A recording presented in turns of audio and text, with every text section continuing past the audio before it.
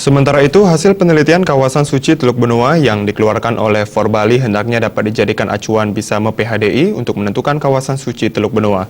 PHDI perlu segera mengeluarkan fatwa bahwa Teluk Benoa merupakan kawasan suci dan tidak layak untuk direklamasi. Menurut Koordinator Divisi Teknis Forbali Nyoman Mardika, hasil penelitian kawasan suci Teluk Benoa yang dikeluarkan oleh Forbali hendaknya dapat dijadikan acuan BISAME PHDI untuk menentukan kawasan suci Teluk Benoa.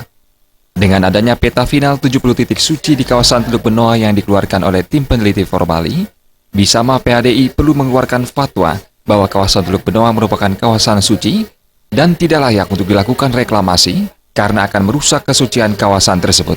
Ditambahkannya, pihaknya meminta ketegasan PHDI untuk menyatakan Teluk Benoa merupakan kawasan suci.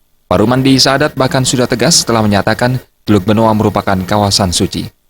Ini menjadi sebuah proses legitimasi, kami dari Forbali akan menyampaikan langsung kepada Sabda Pandita PHDI Pusat. Ya, nanti utamanya kalau memang jadi tanggal 9 April, itu yang momentum itulah yang menjadi momentum agar nantinya hasil riset dari Forbali itu bisa dijadikan acuan dalam menentukan bahwa kawasan Teluk Benoa adalah kawasan suci.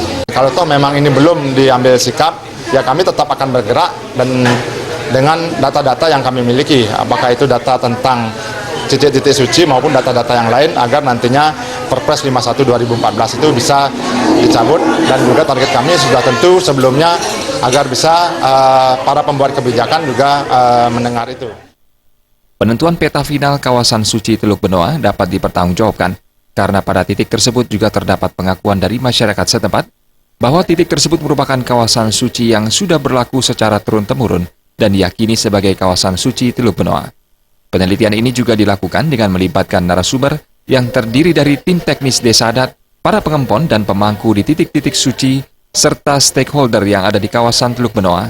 Diana Putra dan